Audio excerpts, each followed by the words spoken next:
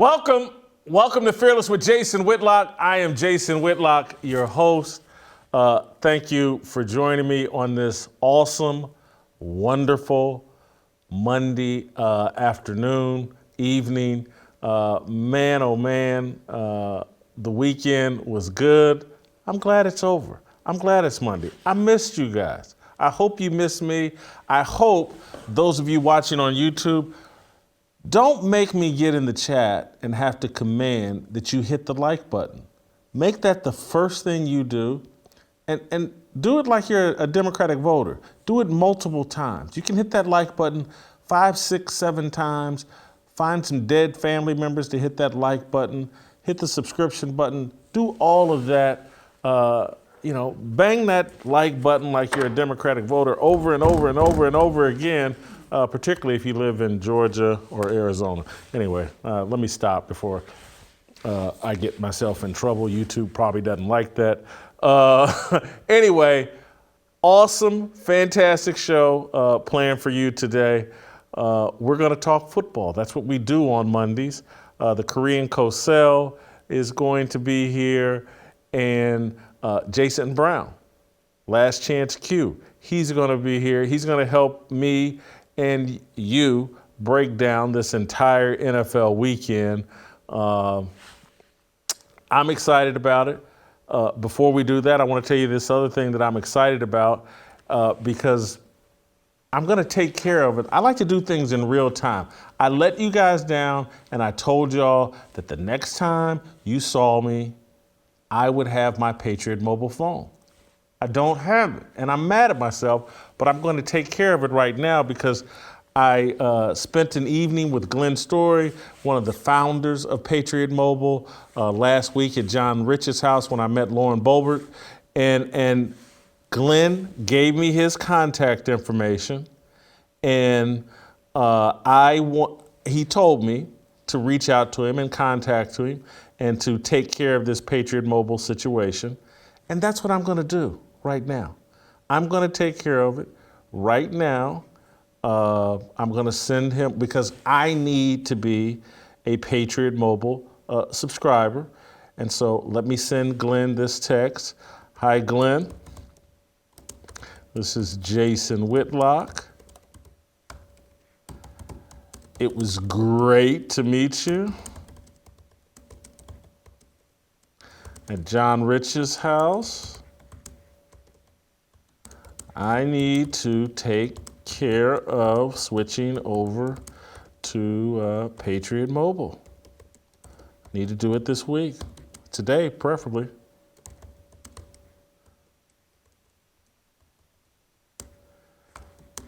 All right. So I've done that. I'm in the works. If you want to know why you need to be doing it, it's because Patriot Mobile is on our team.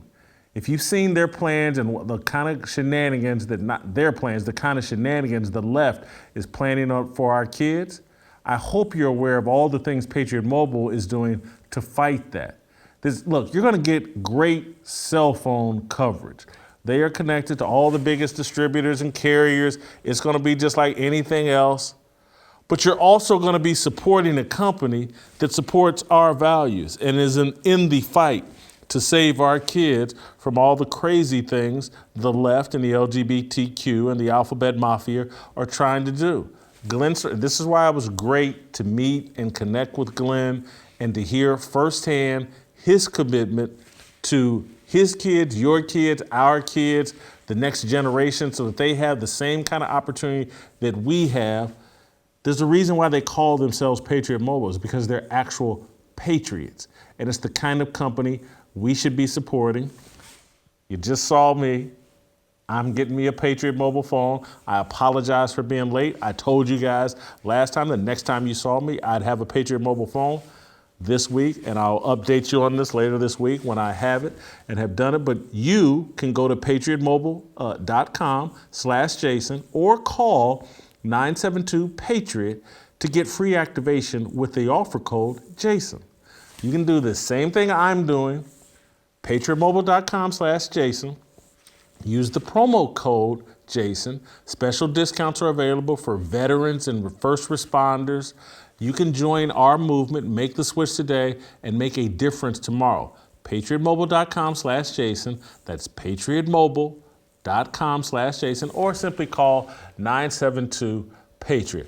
I apologize to you guys for being late with this, and let me admit one other embarrassing thing. This is the problem. You know what? This is great. I get to talk about this as well. I don't want anybody to make the mistake that I made. When you prioritize your career and you don't have a good life balance and you're out of order with God's plan, you end up a 55-year-old guy like me that can't keep things all straight and, needed to have a wife, and I'd already had my Patriot mobile phone, and I wouldn't have waited until late last week to register to vote in Tennessee. I registered to vote late last week, woke up today like, hey, I wonder when my registration is going to get approved. And then found out that the deadline for registration was October the 11th. So I'll be registered to vote in the next election, but in this election, the best I can do is a provisional vote that they'll use if some race is close. But I screwed it up, and it pains me. I was embarrassed this morning when I found this out. I'm embarrassed admitting it to you, but I'm completely transparent with you guys and my audience. I don't want to mislead anybody. I screwed up. And it's because, too much doing this show and just remembering to wash my underwear is enough of a hassle for me. And if I had more help, if I had a family and anyway, follow God's plan. Get your life in order. That way you'd be registered to vote on time. That way you'd already have your Patriot mobile phone. I apologize, guys, but I'm transparent. I'm telling you what's going on with me. I'll have a Patriot mobile phone. I'll be registered to vote in 2024 when I can pull that lever and run out these demonic leftists from as many offices as possible. So anyway, I've taken care of that. I've given you my moment of transparency. Please forgive me. You can light me up in the comments or in the chat. I'll further explain there, but it's Monday. Let's start talking football. Let's bring in the Korean Cosell and talk about what happened in the NFL this weekend.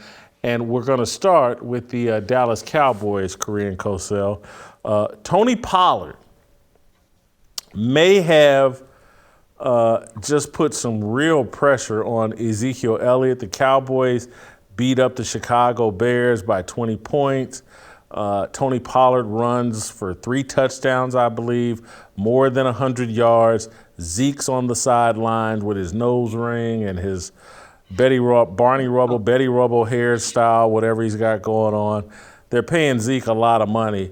Is Tony Pollard a better option? Is he better than Ezekiel Elliott? Do they have a running back controversy in Dallas? They probably do. But again, the difference is it better or is it different? I will say this about Zeke. There was a couple games this year. I thought he was running hard, breaking tackles, moving the chains, and keeping them ahead of the chains, which I think is really important, especially as you get to the playoffs. But this much is undeniable. With Tony Pollard, you get a jolt of speed and quickness and the ability to hit the home run. And if you're going to be overly methodical sometimes, the problem is you don't necessarily score. But Jerry Jones, as is his wont, came out and basically said, well, Zeke's been around. He does a lot of great things, yada, yada. And that was his way of saying, no. I paid a lot of money for this guy not to sit on the bench. So I get the feeling that the GM, Jerry Jones, is going to tell the coach, whoever that is, that he put in place, Mike McCarthy, look, I got to get my money's worth here. I need Dak in the lineup, and I need Zeke in the lineup. And I get the sense, though, for Zeke, that this will be his one last shot because at the end of the day, if you look at his salary cap number and the hit they take, you've got to get a little bit more production and explosion out of that spot. But again, Tony Pollard's like a lot of other players. Less is more. Certain guys are better as you keep them fresh, you limit their touches, and you help keep them nice and bouncy with their legs. I want to see what happens in a month or two if he's counted on to be that number one running back. Well, 131 yards on 14 carries, and I think clear as day, these guys are going to be splitting time moving forward. That guy is going to get 14 carries a game, and that may only leave 14 to 16 carries for Zeke. Dallas defense is really good. The offense, I think, is better with Dak than Cooper Rush. Dallas looks like, to me, this is a good problem to have. Too much talent at the, during the offseason when you're dealing with can light it up and one of them's a home run hitter and another guy's, good between the tackles and can get outside still. But I would have never paid Zeke all the money that they did. A game that caught my interest, or another situation that caught my interest, because this is a game that I had in a teaser this weekend and teased it all the way to plus 9 points. The Las Vegas Raiders playing the New Orleans Saints. I had 9 points. They didn't score any points. Josh McDaniels may be the worst of the Bill Belichick assistant coaches. The Raiders are straight trash. They miss John Gruden. Look at this list of Belichick flops. Matt Patricia, Romeo Crennel, Charlie Weiss, Jim Schwartz is on that list, but Jim Schwartz would be considered a flop. And Josh McDaniels. Of all the Bill Belichick flops, am I right for thinking Josh McDaniels may be the worst of them? Oh, hey, that's like asking me, what's worse? Gonorrhea, syphilis, the clap, chlamydia. I mean, they're all kind of bad. Here's the one thing about McDaniels. He's had a little bit more success than some of these other guys. I mean, Romeo Crennel is the consummate football guy, but he's like the modern-day Joe Bugle, meant to be the really trusted, handy assistant. Charlie Weiss, if you look at the money he's been paid by various programs going all the way to Notre Dame, he had first 2 years, he had 10-win seasons, I think, with Brady Quinn at quarterback. But from that point on, nobody has gotten more out of whispering into the headset to Tom Brady than Weiss. Okay? I think he might be the biggest bust based on the fact he was brought in to revive programs, and he absolutely was terrible. Now, I will say this about Josh McDaniel. This is not a bad offensive football team. I know defensively they're not bad.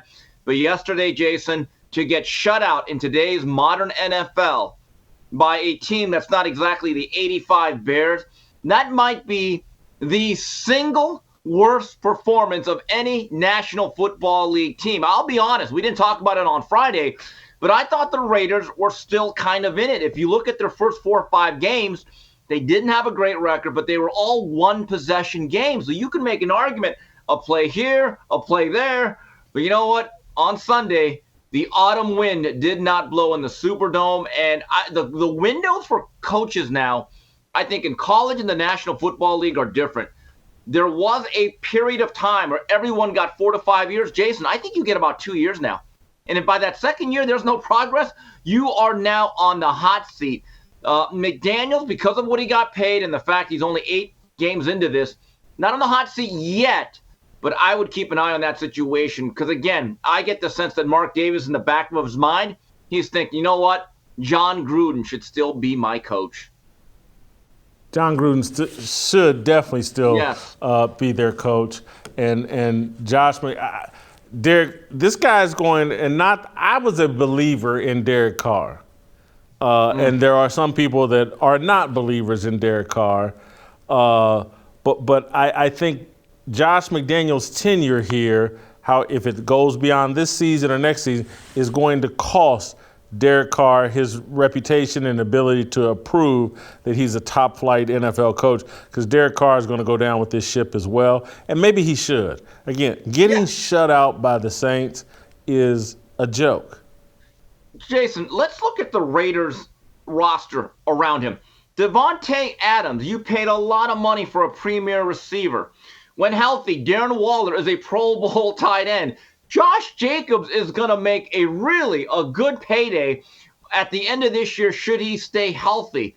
They have Renfro, a really good slot receiver. All the pieces are there. And I've always been a little bit more of a Carr guy. I thought he's kind of like Dak Prescott. He's kind of sort of elite, but not really. But here's the reality of the National Football League. You either have your quarterback or you're looking for him. And Derek Carr was always somewhere in that middle where I kind of vacillated. If they don't make the playoffs this year and win 8 out of their next 10 games and make this run, in my view, the Las Vegas Raiders will move on from Derek Carr. How about the Seattle Seahawks? This has got to be the biggest surprise, shock in the NFL. The Seahawks and Geno Smith look legitimate. They're atop the NFC West at 5-3. Hadley this morning made a comparison, said we're on the 10-year anniversary of Geno Smith's Heisman run in 2012 when he started out like gangbusters the first 5 games. I think 24 TDs at West Virginia, and everybody, oh my God, Geno for the Heisman. He's the greatest thing ever. And then he fell off a cliff. And so are we looking at the same thing here? The 5 victories, Denver, disappointing season, but not a bad victory to start the season. Detroit, terrible team. Arizona, not doing well. Chargers they beat, and now on Sunday they beat the New York Giants. Should we believe in Geno Smith and the Seattle Seahawks? Jason, they are not quarterbackless in Seattle. In fact, they have upgraded. And when you take a look at Geno Smith, that run. Come on, man, hold it. Upgrade. Yeah, Come on, Steve. I said it, and I will lay out my case later. But here's the thing about Geno Smith when he's at West Virginia. He won the Denard Robinson Trophy, which for me is a Heisman Trophy that I crowned way too early in September. Remember Shoelace for Michigan? 2 years in a row coming into October. I said, that's your Heisman Trophy. Didn't happen. But I'll say this about Geno Smith. I said about 2 months ago, I said, Jay, he's a journeyman. Don't worry about it. They're going to tank for C.J. Stroud or Bryce Young. No. Geno Smith, when I watch him now, you have to give him credit. Sometimes we get stuck in our preconceived notions and the perception of a player without actually looking at what's going on.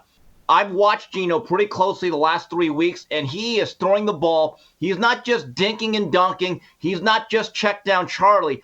He is pushing the ball downfield with conviction. I have not seen him play with this type of early on. He has developed into a leader. And did you see what Tyler Lockett said? I know people are trying to back away. Oh, he wasn't talking about Russell Weirdo, talking about, it's great when nobody really wants the credit and people don't care.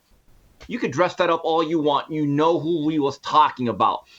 I'm just telling you, Geno Smith has real arm talent. In fact, Tyler Lockett dropped an absolute dime for a touchdown. And I said, whoa, there are very few quarterbacks that A, would have the confidence to make that throw, and 2, even fewer, that would just stick it right there. And later in the game, he told Tyler, I'm going to come right back to you, and bang. And then the combination of his confidence and the running ability of Kenneth Walker, who's leading a very strong draft class, I like Seattle. And the best thing about Geno Smith is this. I guarantee you this. On a long-distance flights, he would just pop a sleeping pill and knock out. He wouldn't be doing gassers in the aisle of the 747. So, yeah, they upgraded at quarterback. I said it. I think that's tough to say, but I will say it's a really bad look for Russell Wilson right now. That this team has not backed up a step from him leaving, and it's a great look for Pete Carroll. It does. I was always a defender of Russ, and always thought that Richard Sherman and the Legion of Boom were a little too hard on him. Marshawn Lynch, a little too hard on him. But maybe they were right. Maybe they were right. Maybe Russ's personality does something to a locker room. I gotta admit, when maybe I was wrong, Russ may have been a problem as a leader on the Seattle Seahawks, and where Geno's personality or whatever is allowing everybody to elevate their performance, and he has certainly elevated his. Jason, look, he's been through some ups and downs, and you can argue he has not always been a good teammate. I remember he got punched because some airline fare that he backed out of a trip, whatever. That's all in the past. You can grow. We have to give guys chances to grow and evolve as people. When I watch Seattle, I'm just telling you, they're not a great team, but they're an ascending team. They have fun playing. I mean, Pete Carroll looked like a guy last year that you said, okay, it's over. He had a very good run, but it looks like he's heading towards the sunset. He looks 20 years younger in terms of his energy on the sideline. These guys play hard, and they're having fun. And the best thing about him is, I guarantee you, if any of his teammates wanted to call Geno Smith, guess what? They could just call Geno Smith. They don't have to have my people call your people. Sorry, I used to be a big Russell Wilson guy. I'm with you, Jay, but we have to call a spade a spade. This guy is toxic. He really is. And ever since he went Hollywood, marrying that pop star, he has not been the same guy. And look, we bring up Rich Gannon a lot on this show, which is funny. I'm going to bring him up again. I know. It took Rich Gannon about a decade to find his footing as a frontline starter. Why not Geno Smith? Look at his numbers. He's throwing at 73%. That's pretty damn good, Jason. He's got very good weapons in Metcalf and Lockett. And now they got a running back in Kenneth Walker. And hey, listen, the Rich Gannon analogy is who I was thinking of. There have been some guys who revealed themselves late. You know, the whole thing of Geno getting punched in the mouth and his jaw broken kind of destroyed his reputation. But this is a fantastic story. If this guy rehabilitates himself and becomes an NFL starter and a legitimate one and gets a second contract or whatever, this would be a tremendous story. And hats off to Geno Smith and Pete Carroll for pulling it off. It'll be interesting if he does get a big contract and does become their starter, how he handles that success.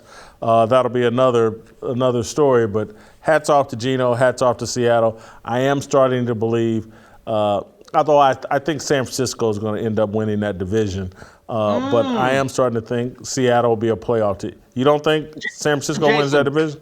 I want to make this point. Christian McCaffrey? San Francisco has as good a roster as anybody in the NFC. I look at that team top to bottom, every level, they have like a Pro Bowl guy. But Jimmy G has to be Jimmy Good and not Jimmy OGs. And look, he played a really good game yesterday. And I don't even want that level of play. If he could just be pretty good to serviceable, they could make a run, especially if Deebo Samuels gets healthy. Because now you have Deebo, Brandon Ayuk, who's turned into a really good receiver. George Kittle is an elite tight end. They have a Pro Bowl fullback who's as athletic as anyone at that position. And they have a left tackle that's going to be in the Hall of Fame. And then Bosa on the other side of the ball. He's one of those rare players. You mentioned Christian McCaffrey. Well, him too. We talked, again, that goes without saying. And Bosa's one of those players. He's very rare. He elevates everyone else around him when he's healthy. But there are too many games where Jimmy G misses throws. See, the most overrated stat, Jason, in my view, in football is yards per game and sometimes even percentage of completion, because it's not about the throws that you make. You can scheme up bubble screens and shuttle screens and short little stuff. But I've seen too many games where Shanahan game plans for a particular shot play. I mean, they give up a play, and then he dials one up that's supposed to go for 60 yards, and then Jimmy G just flubs it. It happened last year in the NFC Championship game. He missed throws that I think cost them the game, and it's happened more than once. Right now, if you were to ask me, gun to head, who do you trust more, everything being equal, Jimmy G or Geno? Honestly, I would say Geno Smith, but who has the better team all the way around, 1 through 53? There's no doubt it is San Francisco. Wow, that's a powerful statement. You trust Geno more than Garoppolo. Yes. That's interesting. I'd have to think about that. I wasn't prepared for that, but you throw those curveballs. I just got to roll with the punches. That's pretty good.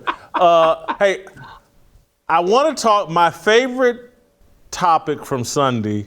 We're about to get to. We're going to do the approval rating on him as well, and we'll do that now. Derrick Henry.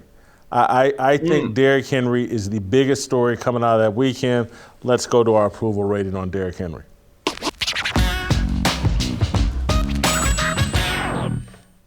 Derrick Henry rushes for 219 yards on 32 carries.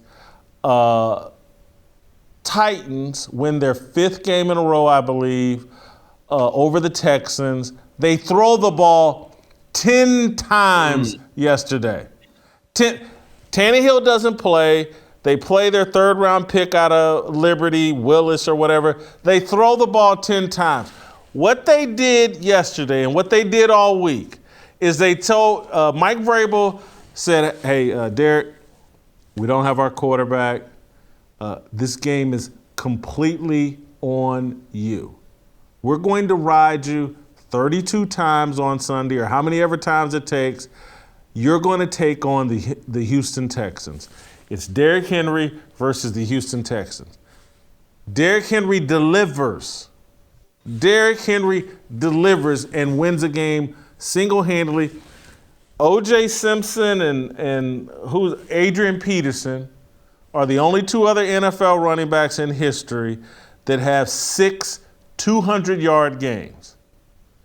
This guy is the MVP of the league right now. What he's done over the last 5 weeks, he's the most valuable player.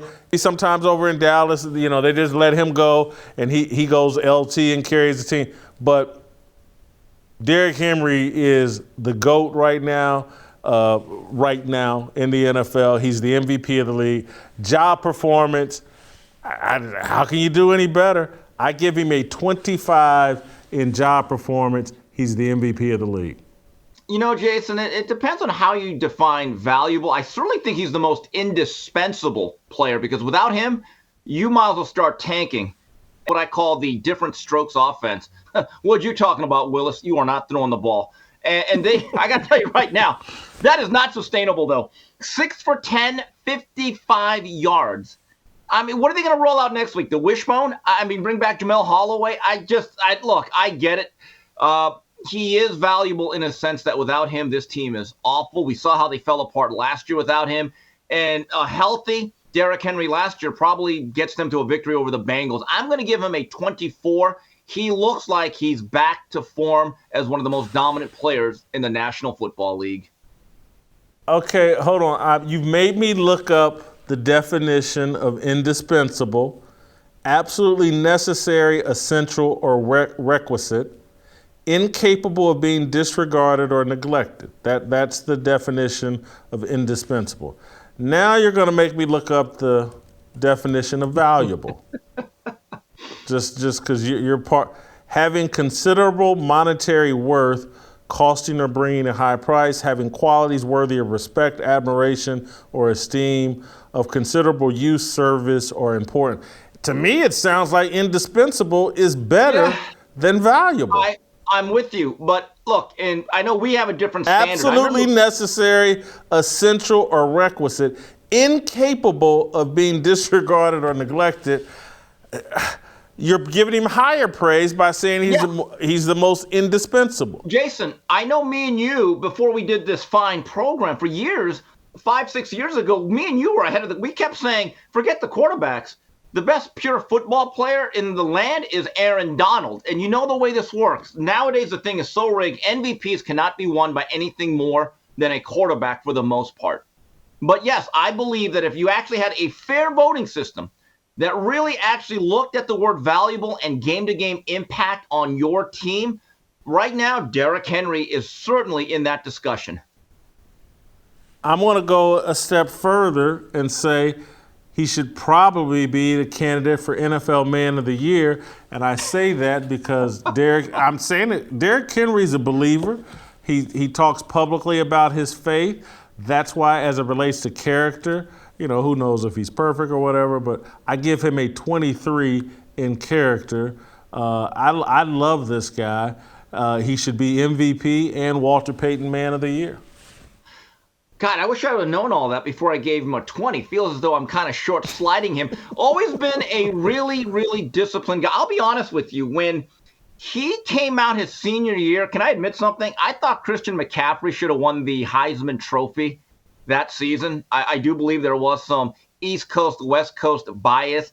And I did not know if Derrick Henry, with that tall, upright style, because I've never actually seen a running back that big. And I didn't know if he had Eric Dickerson-like athleticism that could just run away from people. And he's proven me wrong. I looked at his career stats. He has 7,500 yards. If he puts together 2 or 3 more years at this level, like he has the last 4, he one day will have a bust in Canton. But, yeah, all that other stuff is good. I probably rated him too low, but, again, gave him a 20. Authenticity. He's a pro athlete. I think he's married now. I gave him a 20 in authenticity, though, just because I love the guy. I like what he represents. I love the way he plays the game. He reminds me of Jim Brown. I give him a 20 in authenticity. I gave him a 20 also. He seems like a solid individual. You never hear him really speak out about things that you don't think that he should. I didn't hear him trying to do the whole social justice warrior thing. He just wanted to play ball, which is absolutely fine. I prefer it that way. So, again, like you, I gave him a 20. Steve, I've already seen your it factor, and I'm really irritated and pissed. I don't understand how you could score this low in it factor. I give him a 23 in it factor. I mean, when I sit down to watch a football game, that's what I want to see. I want to see a great running back dominate a game. I want to see something I don't see from everybody else. How can you, anyway, you gave him a 10 in it factor. Who would you rather pay to see in the NFL? At running back? It's an interesting question. At any position. At any position. Josh Allen. This year's MVP. Josh Allen to me is big. But look, the issue with Derrick Henry is that he plays in a relatively small market. He has not had a great postseason run. When I think of running backs with the it factor, I think of Emmitt Smith. Because if you look at Emmitt Smith in the playoffs, he was incredible. And that, to me, is the it factor. Till Derrick Henry makes that playoff run. No. And yes. I love Emmitt Smith. The it factor is Barry Sanders. The it factor is the guy that can go for 2,000 yards, and Derrick Henry went for 2,027 yards. Derrick Henry is Steve. When Derrick Henry ragdogs the defender, grabs him by the front of his helmet and face mask and shoves him to the ground, and you start texting your friends, did you see that? Did you see what Derrick Henry just did? He just made that grown man look like a little child, treat him like a rag doll. That's what football, that's the essence of football. A man imposing his will on another man. But I'm going to say this again. The Emmitt Smith slander will not be tolerated here. The things he did in the playoffs, in 92, 93, and 95, not enough. Not enough. Because when Emmitt Smith had the ability to change a season, I am so sick and tired of people saying, it's the offensive line. Look, in 1993, when he held out, ask Jimmy Johnson what that offense looked like with Derek Lassick at running back. Well, again, if we're talking about value, I get it. If we were talking about value, Emmitt Smith's valuable. Maybe the most valuable running back of all time. Who knows? Okay. But it factor, when we want to turn on highlights, it's Barry Sanders and it's Derrick Henry. Okay, well, wait a minute. That's the it factor. You talk about the it factor, because a lot of that has to do with the Q rating, right? Well, how many national endorsements does Derrick Henry have right now that you know of off the top of your head? Isn't that I don't care. I blame that on the corporations. If he said a bunch of woke stuff, he'd have those commercials. Steve, this is the truth about Emmitt Smith, his value to the Cowboys and that great dynasty, not questioned at all. But Steve, I would rather watch Derrick Henry workout routines than highlights of Emmitt Smith running the football. Oh, I would rather watch his Instagram videos of him lifting all that weight, standing on those balance balls and catching footballs and catching weights and all. That is more exciting than Emmitt Smith's highlight tape. And I love Emmitt Smith, but Emmitt Smith did not have an it factor. Derrick Henry does. Barry Sanders did. O.J. Simpson did. Jim Brown had it. Gale Sayers had it. Eric Dickerson. But not Emmitt's. Eric Dickerson had it, but not Emmitt. You can't give this man a 10 in it factor. This is ridiculous. You must have loved Mike Mamula. The man went 99 yards at 6'3" and 250 pounds. He has a 99-yard touchdown run. You must have loved Mike Mamula's pre-draft 1994 workout tape. I mean, give me a break. You're telling me Emmitt Smith, you're telling me his splash reel does nothing for you. Oh, geez. That is blasphemous. I'm not even, if everyone says I'm a Cowboy fan, no, I'm really not. I just What's his signature run? What's his signature run? You can't even name it. What? He's had about 50 His signature run. You can't name it. I can name a signature drive. Second Super Bowl against Buffalo in Atlanta. They're struggling, and Jimmy Johnson said, run the ball. And they ran the counter play 7 out of 8 times, and he just lifted the Cowboys on his shoulders. I mean, this whole notion that Emmitt Smith had 50-yard holes with no one, that's not true. That's not what I'm arguing. Or how about this game? The 1993 regular season finale, home field advantage, and the bye is on the line. Emmitt Smith breaks his shoulder. Tears streaming down his face, not looking good for the Cowboys.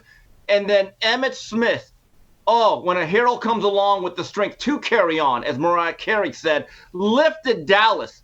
One of the guttiest efforts I have ever seen. Had like 170 yards rushing. He had 9 catches, all of them mostly in overtime. Eddie Murray kicks the field goal, and that's probably the biggest win in Cowboy history in the regular season that I can recall. Look, Derrick Henry is great, but there's no need to not catch 22. Jay, you ought to be this is not a good start to your week. Not a good start. Oh God, Steve, I'm gonna make a final point I'm gonna make a final point as it relates to, and I've got him at blazing hot. Steve's got him at a grease fire. Steve's crazy and insane. What? I'm gonna start just naming NFL Marcus Allen. Signature run, Super Bowl, Super Bowl, reverses field against the Redskins, goes all the way for a touchdown. Earl Campbell, I remember he put his helmet in the chest of Isaiah Robertson and bulldozed him and kept. Okay, I got one. I'll give you a signature There's about 20 Barry Sanders runs. Yes, Walter Payton, any of him just jumping over the 30 defenders into the end zone. This man doesn't have a signature run, Steve. Oh, my God.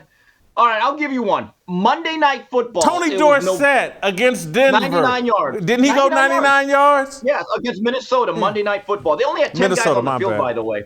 Okay, Jason, I'll give you a signature run, and I'll send it to you later. They're playing Monday Night Football in Atlanta at the brand-new Georgia Dome. He takes a toss pitch. He runs into like a pile of like 15 Falcons. It looks like, and all of a sudden he bounces out. And it's one of the greatest runs ever. Another play, 1991 Monday Night Football against the great Redskins. He takes a swing pass. 5 Redskins just bounce off him. And he spins away and he takes it like 70. This whole notion that Emmitt Smith had boring runs, it's not true. This kills me to defend a Florida Gator to this regard.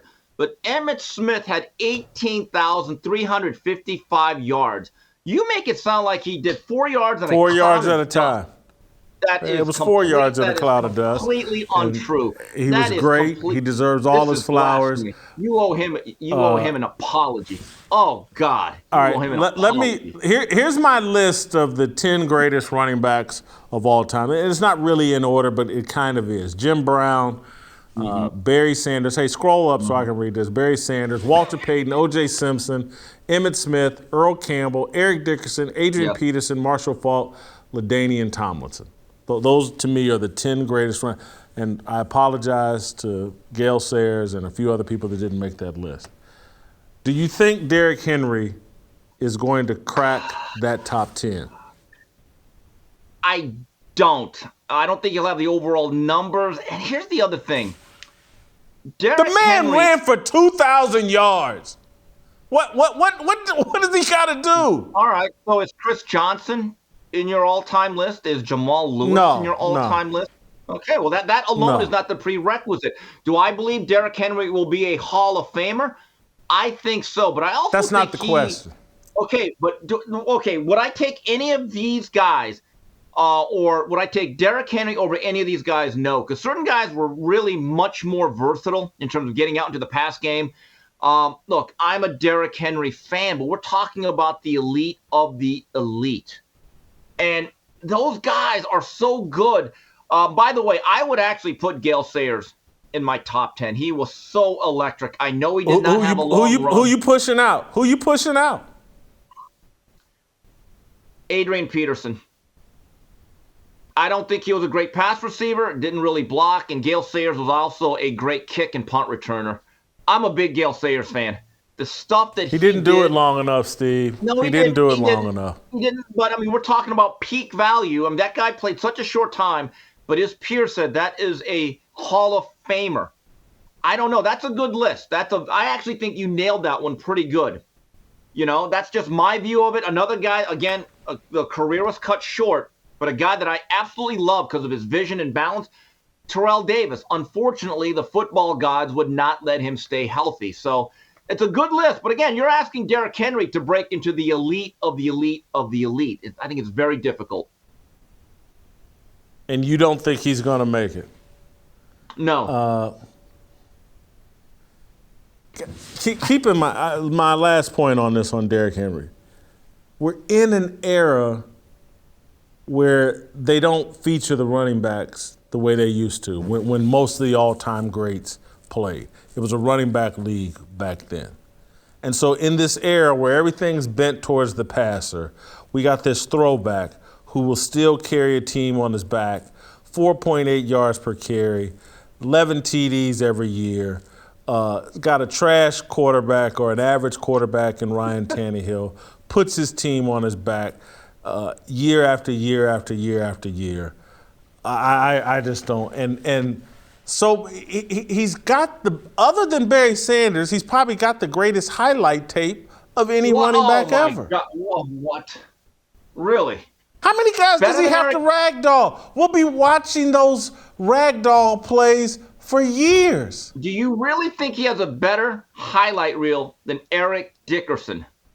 Jay, really? Really? There's no way.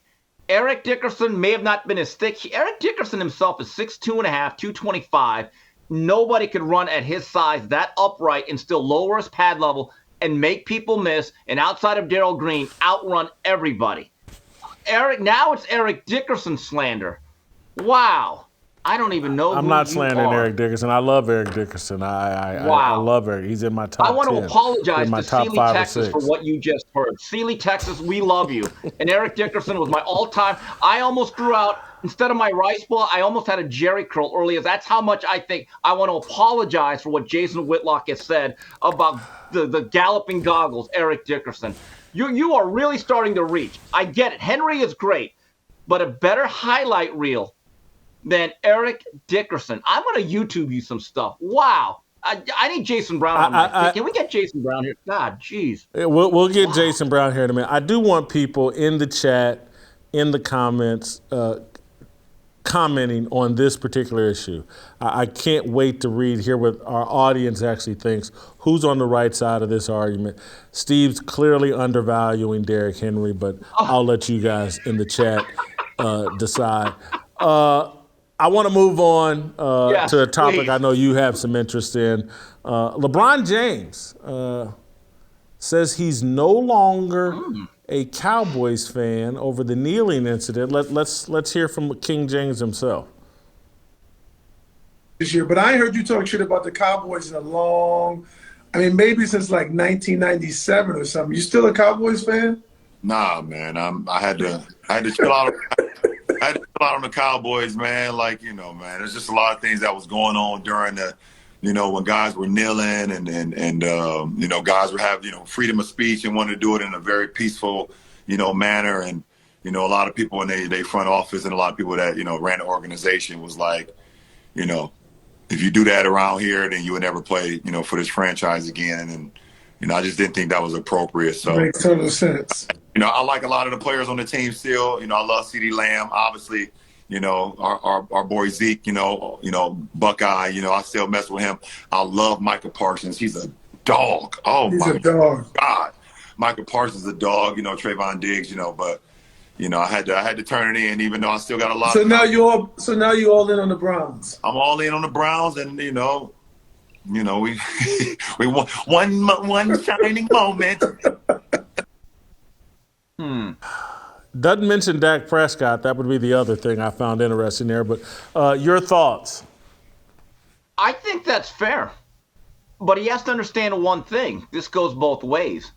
Because of the behavior and the stances and the movement of the NBA players the last couple of years, I have stopped watching the Lakers and the whole league. That's fair. I think LeBron has to realize this goes both ways. You are absolutely allowed as an individual to stop supporting anything in any realm for whatever reason, including your social stances and the whole BLM thing. You know what, LeBron? That is fair because I hold you guys to the same standard. Ironically, I don't watch any NBA anymore because of your social stances and your comments. So you know what, LeBron? It's equal game. It's fair game. I'm with it. I didn't know where you were going. I like that point. Anybody that's upset with the NFL or NBA about their social justice stances, Right. LeBron has just justified it. And so I wonder how LeBron feels about the owner of the Brooklyn Nets chastising Kyrie Irving for his freedom of speech. Yeah. As it relates to Kyrie can't even retweet a movie or a documentary that the owner disagrees with or others disagree with without, the ownership of the Brooklyn Nets coming down on him. So I wonder if LeBron is upset with the Nets and NBA ownership for trying to infringe on Kyrie Irving's free speech. I doubt it. Anyway, you've made an excellent point. Go ahead. Right, and by the way, is LeBron upset at Amazon for running that said documentary, hosting it? Is he gonna go out there and rip Jeff Bezos? Or you really want to get that deep into it? The other thing is, LeBron, if you still feel as the social or societal ills are still taking place and we've made no progress as a country, why aren't you still protesting? And by the way, we all know about LeBron. As soon as he and his team decided to pull that episode of The Shop with Kanye, I knew right then. I'm thinking that's the one episode I may have actually sat through because I was actually interested to see what happened. As soon as they pulled it, I said, that's all you need to know about LeBron. He's a puppet. And unlike Kermit the Frog, he's not even that beloved. I'm just telling you, Jason, you should see the mood of our city as it relates to the Lakers. They have now officially become a punchline. And I'm almost tempted to hate watch because if I want to see some really bad basketball that I want to laugh at, I'm this close to actually almost watching a game. They won last night. I think this Russell Westbrook off the bench thing is actually working. He gives them some energy with that second unit, and he gets to dominate the basketball a little bit with that second unit. So they beat the Denver Nuggets last night. I want to move on to one final thing, somewhat NBA related, but I can't wait to get your take on Stephen A. Smith complaining about how much he's paid. You got to see this. We are still black in this country. We don't trust this country in terms of meritocracy always. We know the bottom line is that just like women are underpaid compared to male counterparts, blacks are underpaid compared to white counterparts. And so when you look at it from that perspective, and of course, people look at me, I'm not talking about me, even though I got news for you. I am underpaid compared to some people on television and what they get paid, but that's a subject for another day. I ain't apologizing for that to a damn soul. I am underpaid. Having said all of that, it ain't about me.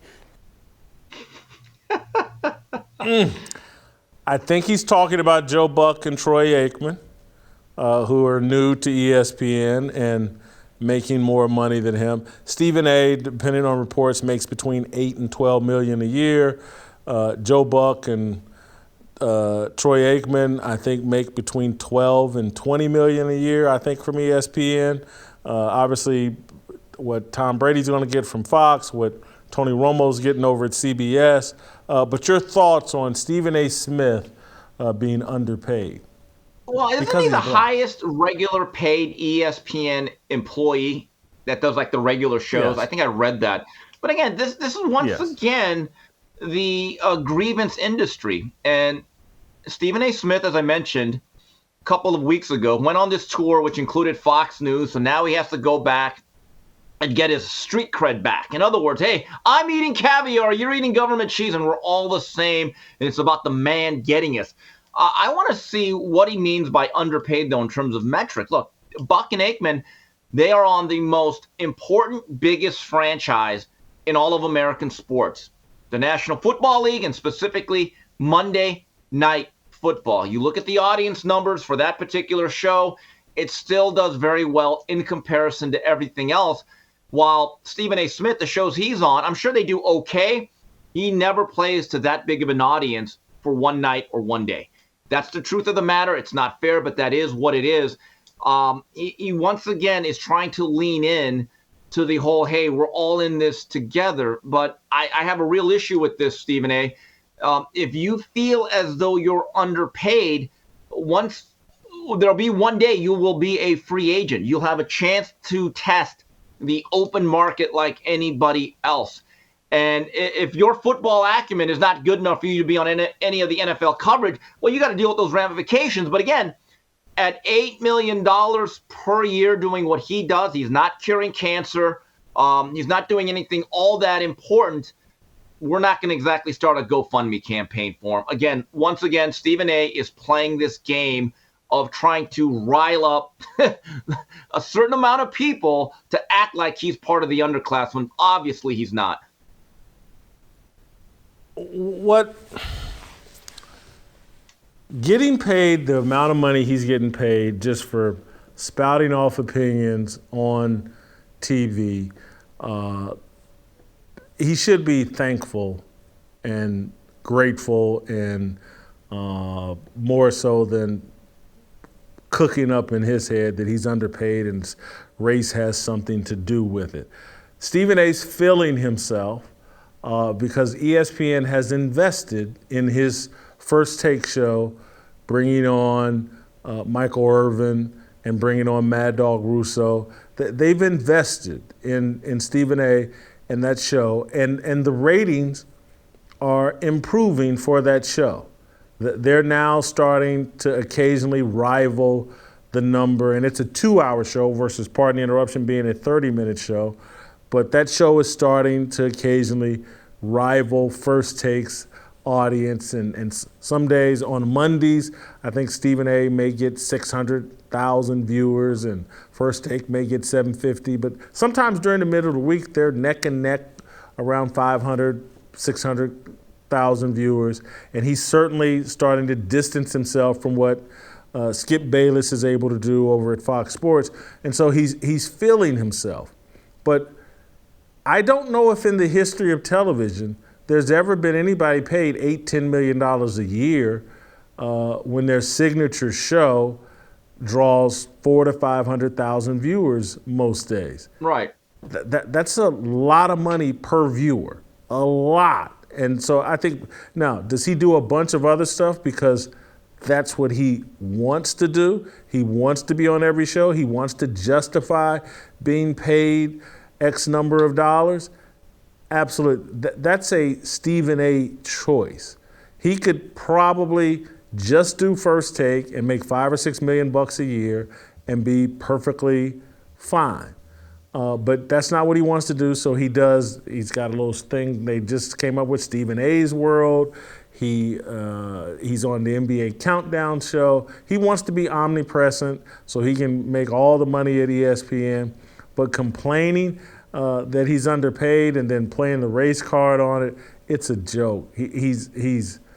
They have invested a lot of money in him and that show, and he's getting paid a lot of money for the results. He should be thankful. He should be dropping to his knees and on TV. Thank God I get paid a bunch of money for spouting off half-baked opinions. Many of them, particularly anytime he goes outside the NBA, he's just speculating. Anybody take what he did with the BYU situation. That tells you how overvalued he is, that you play the race card on a university with no evidence, no proof, and then it blows up in your face and you got nothing to say. So I'll give you the final thought, and then I'm going to let you go. Yeah, one thing I can really say is the Monday ratings bump for First Take, let's just call that what it is. That's the Michael Irvin effect. That's the showmaker. I mean, I'll be honest with you, Jason. I only watch that show once a week, and that's when Irvin is on, just like today. And I guess today it was Dan Orlovsky coming off the bench because Stephen A is ill. So I didn't miss a beat. As long as Michael Irvin's there, I'm going to watch it on Monday, and then I'll watch it 7 days from now on the next Monday when Michael Irvin is back. Also, in a period when ESPN viewership is down, and it's been trending down for at least, 10 years, more people are now pulling the plug on their cable and satellite. They're going to streaming services. And you look at ESPN ratings, what they were, let's say, compared to the glory days of Chris Berman and men of that ilk. He actually is fortunate that he still has that hammer that he can wield to get that. But this is Stephen A. Smith trying to make up for the fact that, hey, I went on Fox News a couple of weeks ago. I gotta get my get back. Well, he got his get back. But I just think, again, this has to fall on deaf ears. I want to make one other point as relates to Buckman and Aikman. Or Buckman and Aikman. Buck and Aikman is obviously they're on a much bigger platform, Monday Night Football. And yes, it's just once a week, it's half the year. But the other part of their value is ESPN and ABC have always wanted a Super Bowl broadcast. They couldn't get it with their second tier level of Monday Night Football broadcast. Now with Buck and Aikman, they can get a Super Bowl broadcast. And so that's the added value, the prestige that Buck and Aikman add to ESPN. If you want to be the worldwide leader in sports, you have to have a massive voice on the NFL. You have to have guys like Troy Aikman with his credibility and Buck, his credibility as a broadcaster. You got to have the premier guys at the top to do that. And so they're just in a different lane. You can certainly make the case they're overpaid, but they are bringing a value and bringing credibility to ESPN that, quite frankly, Stephen A. is not. Stephen A. does not enhance ESPN's credibility. He enhances their ability to entertain, and that's what they're in the business for, but he adds no credibility to ESPN. If anything, he hurts it as a journalist and as someone that spouts off half-baked opinions and just plays the race card. He makes the network more entertaining, doesn't enhance their credibility. And again, when you look at the money that Adam Schefter and Adrian Wojnarowski are getting, that a lot of that is based on the credibility that they lend the network. Adrian Wojnarowski is the newsmaker as it relates to the NBA. Adam Schefter, the newsmaker as it relates to the NFL. That's all enhanced credibility, and people pay a different rate for that than just someone, hey, you come on and you be entertaining on the show. There's just no credibility enhancement related to Stephen A. Smith. That's Steve. I've kept you long enough. Unless you got one more thing, I'll let you go. If not, I'll just let you go. No comment about this. I mean, it's awesome. I mean, what's funny? It's awesome. During my contract negotiations, really this big extension that I signed with the Blaze Network and Fear, I brought in Scott Boris and had to replace him with Lee Steinberg. And so me and Lee, what about our raise to Gaston Mooney? And he said, right there, that's your raise. That's it. So there you go. You're locking me up next couple of years based on that. Yeah, you blew that negotiation, but we'll talk about that off the air. Thank you so much. You guys, if you don't want to leave me a comment, you can email me, fearlessblazeshow@gmail. I read all your emails, or try to read all of them. Someone here reads them, but I read many of them, 90% of them. Feel free to email me. Coach JB, Jason Brown, Last Chance Q. Next.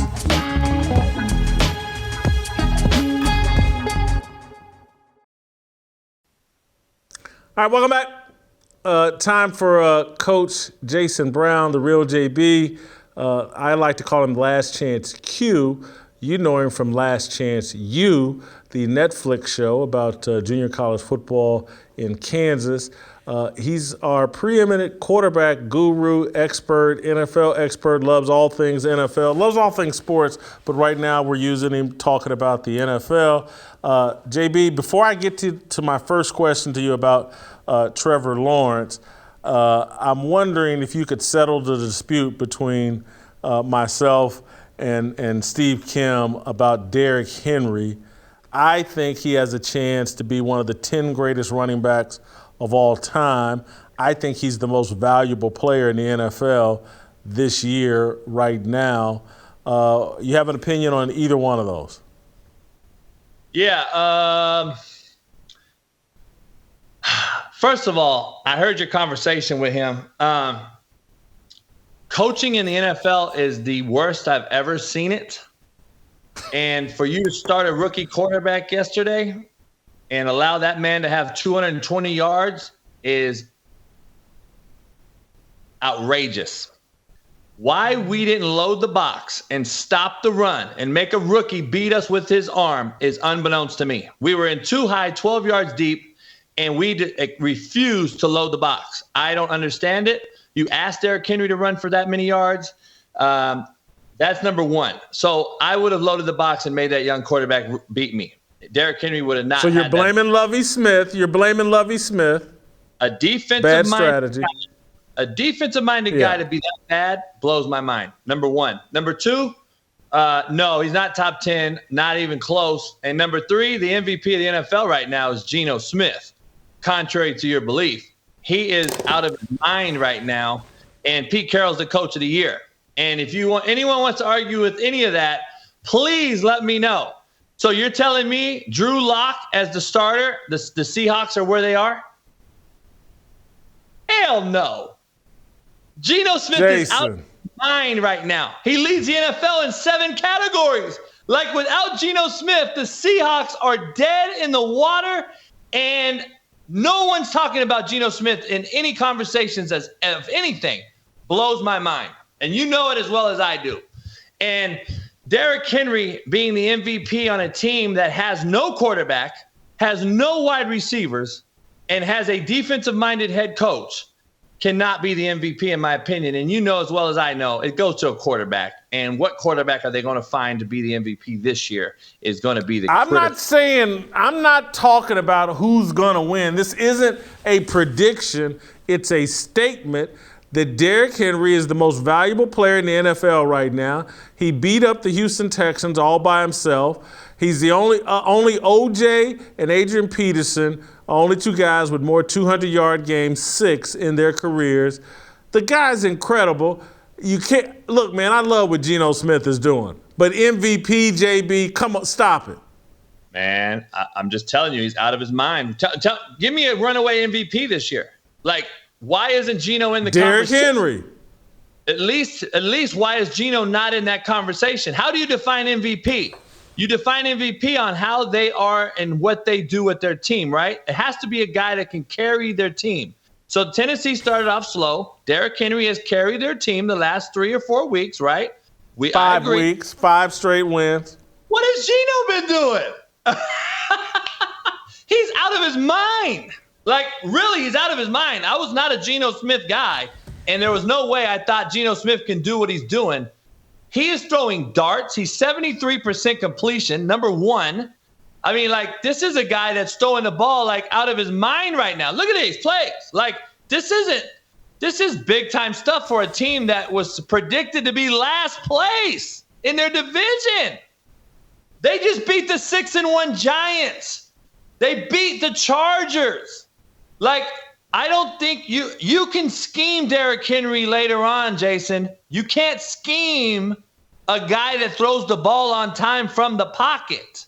And Geno Smith's going to be a problem if Seattle's all bought into Pete Carroll's system like they seem to be.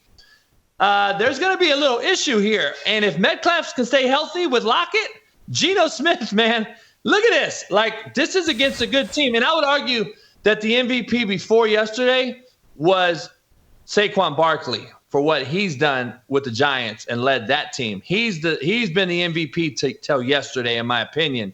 I do agree with you. I think Derrick Henry is on track to be the MVP because he's Derrick Henry. No one will ever select Geno Smith to be the MVP because he's Geno Smith. But I'm just telling you, Geno Smith's playing out of his mind right now.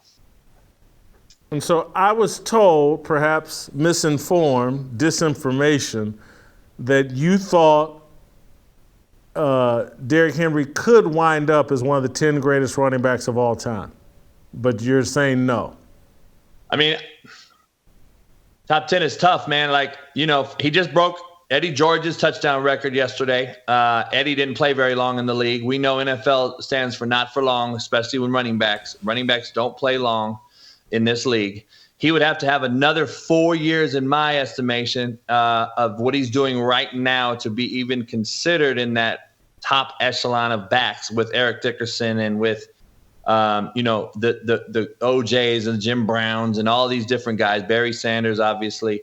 See, I don't have Emmitt Smith in my top 10. Emmitt Smith, in my opinion, is the most overrated running back of all time. Oh, my God. You agree? You don't agree with me? No, you can't. Look, not in the top 10. Come on, man. Emmitt Smith? Come on, man. You got Emmitt Smith Yes. in your top 10? Absolutely. He's got the most yards of all time. He's got 3 Super Bowl rings. When he sat down, the team fell apart without him. Oh, so hold up. But nobody wants to put Troy Aikman in the top 10. And he has the same exact damn accolades. Like, it blows my mind how we pick and choose who's in the top 10. Like, they don't win 3 Super Bowls without Troy Aikman. Sorry. Contrary to belief. I like Troy Aikman. I love Troy Aikman. But he's not the all-time passing leader. Emmitt Smith is the all-time rushing leader. Of course he is. They had the all-time best offensive line of all time. What do you mean? It's the number one unequivocal. It's not even a debate. The best O-line to ever play football. Ever. Don't even debate me on this. This is the best O-line ever. If you would have put Eric Dickerson, Barry Sanders, you name it, I could put Derrick Henry behind that line, and you would be talking about records that will never be caught. Ever, ever, ever. And by the way, I don't believe Emmitt Smith's record will ever be caught either because we don't run the football anymore. So by having said that, doesn't mean he's the best running back ever. He's not even in the top 10 skill set of all time. Not even close. But he holds the record. If you want to put it in by record and stats, go ahead. I don't use stats as the only denominator. I use multiple things. I use skill set, I use statistics, and I use were you a winner. I use those 3 things when I break down my greatest of all times. And I think you have to have the skill set A. Emmitt doesn't even have a top 20 skill set at the running back position. He was an inside jump cut one guy and get vertical. Did Emmitt Smith outrun anyone? Could he go 99? No. Could he shake you like Barry? No. Could he run you over? No. Was he a great pass receiver? No. So, like, where is he so highly skilled at? He had the best O-line behind a play-action offense that had Michael Irvin, Alvin Harper, and Jay Novacek at tight end, who was the best 3 combination of probably in the era. So you add that with the Moose Johnson at fullback, Emmitt Smith diving in the run game on defenses, and you had the most accurate passer of all time, Troy Aikman, against two of the greatest wideouts of all time. And how are you going to beat that? So load the box. I'll throw it over the top. JB. Sorry. Let me tell you the two greatest abilities for a running back. The first one is obvious. Availability. And Emmitt was always available. I agree. So that's one. The second, and this no one talks about it, and I'm shocked as a coach that you don't talk about it. But the second most important ability for a running back is vision. There are guys that can't see the angles, can't see the holes, don't know how to set up blockers, don't know how to manipulate defenders, and that all comes from vision. Emmitt Smith had as much vision as any running back who's ever played the game. I agree with what you're saying.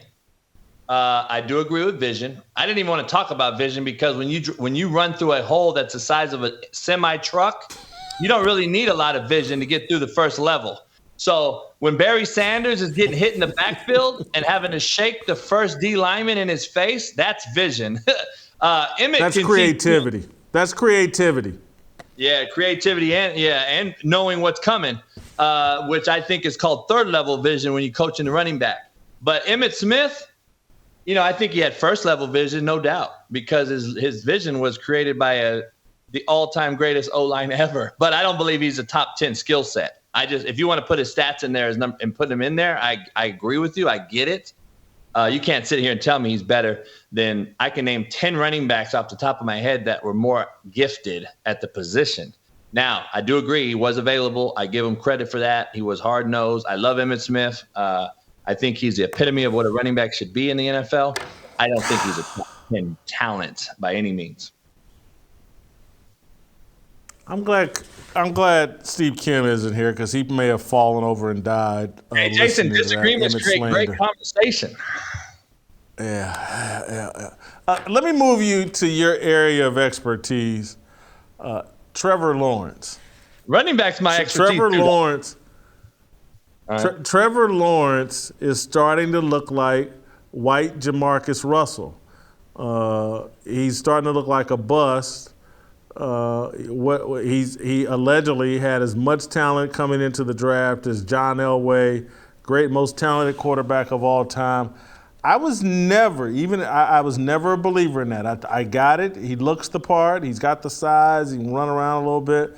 But I was never that big on Trevor Lawrence. Are we seeing signs that Trevor Lawrence is going to be a bust?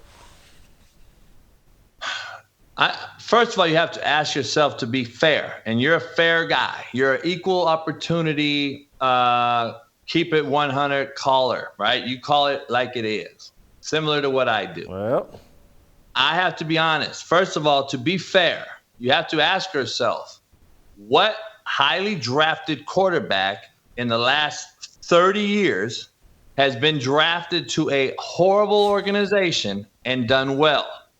You have to ask yourself that first. You also have to ask yourself. I use Eli Manning as Joe an Burrow. example. Joe Burrow. Yeah. We don't have to go that far.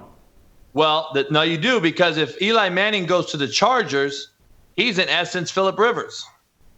If he don't demand a trade on draft day to go to the Giants, does he win 2 Super Bowls? I answered your question.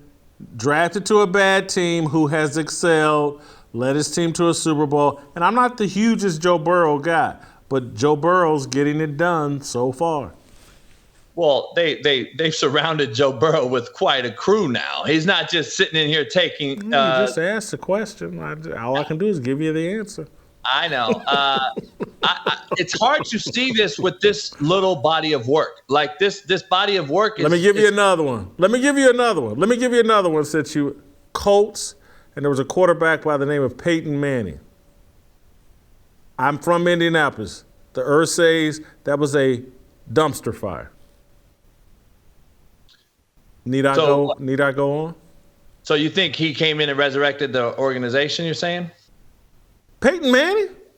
No, I Without mean, is that question. what you're saying? I'm saying. Yeah.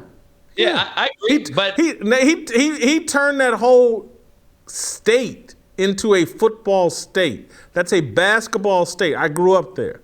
He resurrected the whole, from high school football to Pee Wee football to everything is different about Indianapolis because of Peyton Manning. yeah, but you got to have Marvin Harrison. You got to have Edgerrin James. You got to have these guys too. He ain't doing all that by himself. And who does this kid have? Marvin Jones?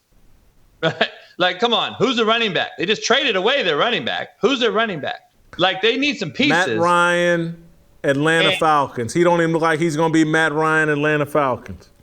Nah, well, I mean, it's tough, man, because you start a guy off. I just want to be devil's advocate and fair here with Trevor Lawrence. He starts off with I'm going to give you one more. I'm going to really put it in your face and embarrass you for asking that question, JB. You need to get spanked from time to time to keep you humble. You love Matt Stafford.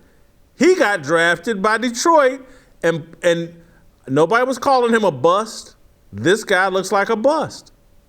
Now, Matt Stafford was go ahead. was put on the guillotine every year. What do you mean? Matt Stafford was murdered in the media. Put up big numbers. He did. Don't be caping up for Trevor Lawrence. He ain't doing what Matt Stafford did in Detroit. I never was a big Trevor Lawrence fan. I said 2 years ago that he was going to be a bust because of the organization he went to. I said it on my show. I have receipts. Now, I'm trying just to play a devil's advocate and be a coach here. You got drafted by an organization that has Urban Meyer as your head coach, who basically just screwed your organization and set you back 2 years. So it's tough to say. I don't like what I see by the decisions he's making with the roster he does have. So, yes, I will tend to say I don't see promise. I'm going to lean towards but see, that throw right there, that's a big-time NFL throw. So he has the talent. I just don't know if he has. That's a horrible ball. So I just don't know if he has. Got through for like 130 yards yesterday, man. I know he did. And so did 10 other quarterbacks, by the way. Are they all bust? Let's break down all your 10 quarterbacks. He's the number one pick. I get it. I just said most talented guy since John Elway. He had a QBR of 13.9. 18 to 31, 133 yards, 2 interceptions. I think he's overrated, but I also said that on my show 2 years ago. So I've already been on record saying it. I'm just trying to give the kid a fair opportunity here with the coaching staff change. Peterson is doing better with him than Urban did, but I still think he's lacking some things. I would say yes. But let's make sure we're clear here. The NFL quarterback carousel is not absolutely lighting up the scoreboard here. I mean, we're struggling. And Josh Allen was 13 to 25 for 200 yards yesterday. I mean, we're not absolutely just blowing the roof off the world here. And I can't wait, Jason. I'm using I want the world to know. You gave me the idea, Last Chance Q. I want to give full credit. Me and Sean Salisbury, who says hello, by the way, is starting a show. Yep. And we'll be doing a show every Tuesday, Thursday called Last Chance Q with Sean Salisbury. We are fully going on live starting tomorrow. We've gotten all the works in. We're going to break down every single aspect of NFL film because I have full approval to show NFL film now on my channel, which is only there's only 3 people, I think, that can show film and not get copyrighted. So I can't thank everyone enough. So I have to give you full credit for that name. So we're going to start. Sean says, love it. Sean loves you, man.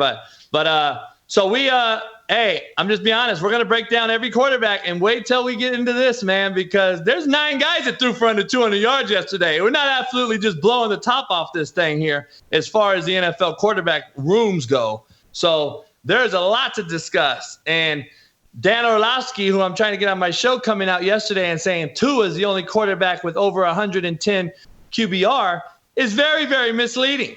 Like, he's throwing the ball laterally or behind the line of scrimmage 13 times a game. So, like, let's be honest, his deep balls are horrible. So there's a lot of quarterbacks we're going to expose here, and Sean thinks like I do. So it's going to be a great, great show, and you're going to get a lot of content out of that. I want to move on to Kyler Murray and Cliff Kingsbury. I want to know if you think a different coach would fix Kyler Murray? No, I think a different quarterback would fix Cliff Kingsbury. Kingsbury chose the quarterback, man. This is who he wanted. I think they're both horrible, but I'm just going to be honest.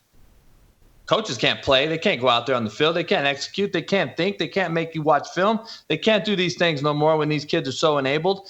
I'm having Patrick Queen on my show tomorrow, starting middle linebacker for the Ravens. And that's going to be very interesting because, I'm very, very critiquing of Lamar Jackson, his quarterback. So I can't wait to have that one. You probably want to watch that tomorrow morning. I'm going to ask him that. I'm going to ask him straight out because these guys are posting this every day, Jason. Who wants to play me on whatever video game it's called? And I'm like, what? Cool. And Patrick Queen's one of them. So I'm going to have him on my show, and I'm going to ask him, is this a new thing? Because I don't know if you saw Kenny Pickett came out yesterday after his loss and said our offensive players rather play video games than study film. He said it under a Mike Tomlin-led team. Blew my mind. I showed it on my show today. This is the generation we're dealing with, and it is evident. It is evident. You saw Patrick Peterson's touchdown dance, Jason, yesterday was this. He did that when he intercepted Kyler Murray. That's a video game. If you haven't seen that, you got to pull it up. It's unbelievable. So if the players actually know this and have no respect for this kid, Kyler Murray, and Patrick Peterson, by the way, was a former teammate of Kyler Murray. So for him to say that shows you that you were a joke. I'm glad I got out of there. And now I have a real quarterback where I'm at in Minnesota, a real team, a real structure. You're a joke, and we're going to clown you. That was the ultimate disrespect, slap in the face to Kyler Murray and Cliff Kingsbury yesterday when Patrick Peterson did that dance. I thought it was classic, and that shows you, Jason, that this isn't a lie. This contract was put into place for a reason, and the players know it. The people know it, and Cliff Kingsbury can't save him, and he's going to get Cliff Kingsbury fired because you already paid the man. And it's unfortunate that the players run the professional sports leagues, basketball and football in particular. And when you pay these kids early and you don't get any results, now you're at your beck and call. You're held hostage by the player, and that's what's unfortunate about this thing. No, tell me this, because it's a fascinating point that does need to be explored, and I'm glad you're going into it and forcing it onto my radar to take a deeper look at this. If you were a 22-year-old, 23-year-old, 24-year-old version of Jason Brown and had a contract that paid you $40 million a year and you're just a kid, would you not think the world is licked? I got monopoly money. It doesn't matter what happens. I enjoy playing these video games. I almost feel sorry for him because, JB, I can remember being probably a 34-year-old man, 35-year-old man, making, I don't know, $300,000 or $400,000 living in Kansas City. And this was 20 years ago. And I loved the college football video game. And I don't even know what it was, NCAA, whatever year. Yeah. And you'd get it every year. And I would go make me a Ball State team, and I would make myself the quarterback. And I can remember one year at 34, 35 years old, I made this Ball State team. I'm down in my basement. Cheetos over here. Some kind of soda over here. And I can remember to this day, the new NCAA game came out. I went down to my basement, and I came back upstairs like 26 hours later. And I said, I'll never survive if I sacrifice 26 straight hours to this video game, and I gave my game away, and I quit playing video games, because it was like I had this epiphany, like, oh my God, you just sat in your basement eating junk food and drinking pop, playing a video game. all by yourself for 26 straight hours because you were trying to take Ball State to the national championship.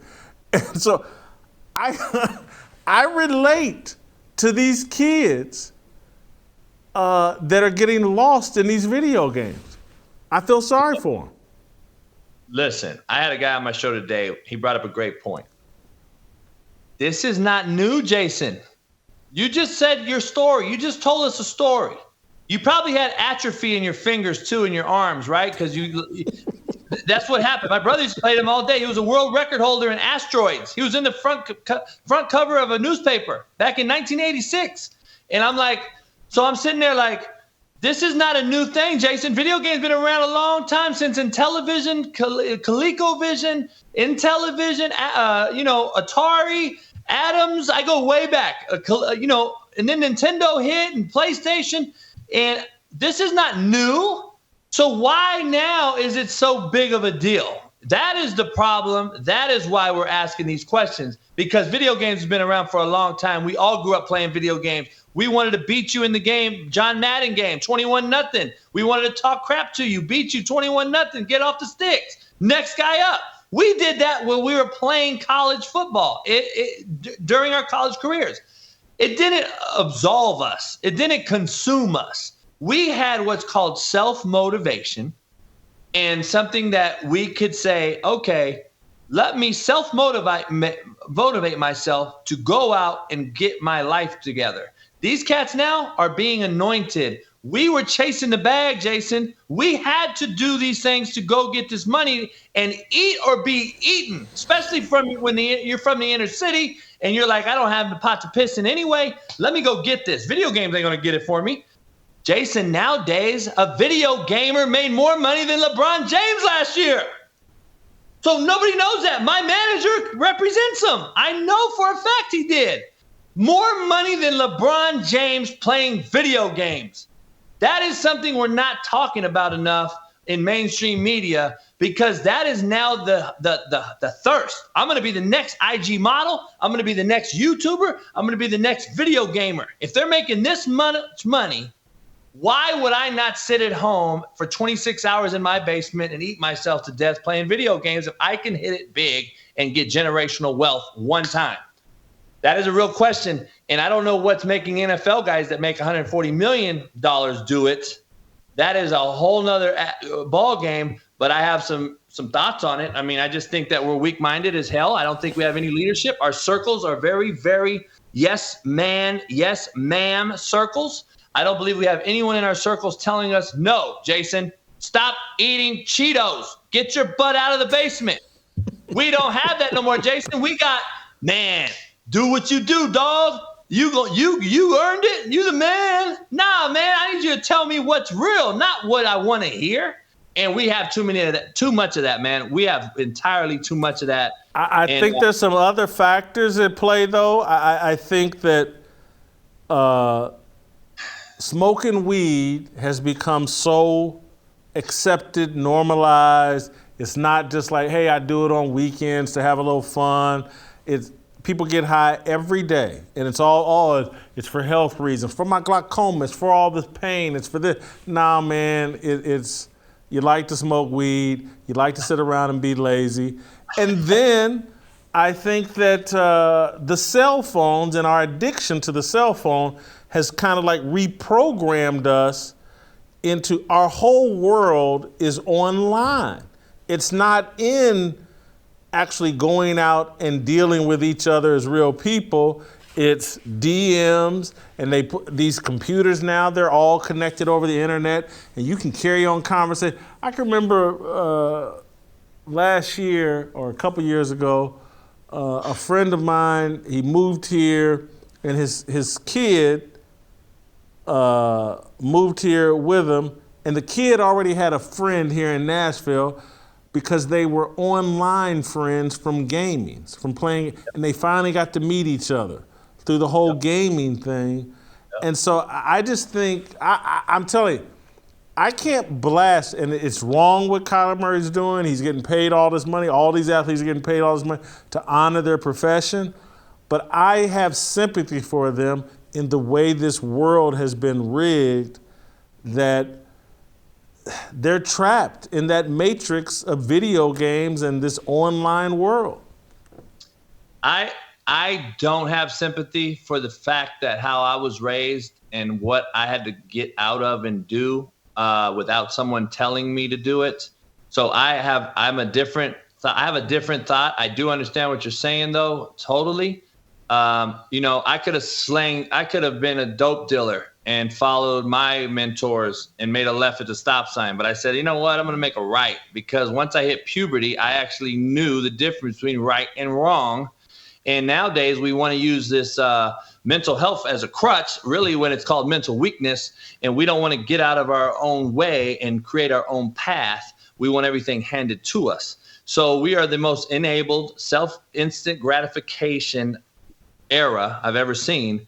And I have a different take than you on that regard, because I think at some point, if you cannot be a self-motivator, then you are going to fail in life, period. Because if you need someone to wake you up every day, and one of my favorite quotes is, don't let an alarm clock be the only reason you wake up. That is a real quote I use with my players every day, because why use an alarm clock? Be self-motivating about tomorrow. You got stuff to do. You got to get up and make your bed first. How about start there? And I don't think we have any of that thought process anymore. We're getting too much money too early, Jason, period. And I don't care what sport you're in. You're getting paid too early without proving anything. The kid out of high school in California that I coached as a little kid, his dad was my tight end, got $8 million already from Tennessee. He hasn't even played a down. What if he's a bust? Like, I don't understand how we're giving these kids money, and you don't think that's a big, huge burden on these kids' shoulders? Like, there's no pressure on this kid to go perform, you don't think? And he already got $8 million, and the crowd base is going to be like, we gave you what? How much money? Like, come on, man. You're setting these kids up for failure. So I do understand your sympathy in that regard, but I also say you got to be a man and man up and say, all right, enough is enough. If I want to do this the right way, I got to be a self-motivator and think for myself, and not let my circle and my do boys think for me and tell me whisper sweet nothings in my ear. There's just so much to this, because, Jason, we can get into this cell phone and social media thing like no other. I could write a book about it. I talk about it on my show all the time. Obesity is at an all-time rate in America. Social media. I mean, I'd rather have Uber Eats deliver me food than go park in the parking lot, number one, walk into the store, walk around, shop, meet a beautiful woman maybe, and then get my butt back in the car and come home. And that's, you know what? I'll meet the beautiful woman right here on my phone. I'll have the food delivered to me while I sit here and play video games for 26 hours, because I can make my mortgage on YouTube as a gamer. So that's the dilemma we face. And you comprise that, Jason, with taking PE out of curriculum, you taking those type of things that we're doing in society, compiled with social media, Uber Eats deliveries, and the lack of exercise just because you want to get out the house. You comprise all those things together and compile those things. You're probably going to have a pretty damn soft, not only body-wise soft, mental soft in America. And that's what we have right now at an all-time high. JB, excellent appearance. Your thoughts on Emmitt Smith were ridiculous. Everything else was A+. Look forward to Last Chance Q with you and Sean Salisbury. Great job. Tell Sean I said hello. We'll see you next week. Emmitt Smith. And that means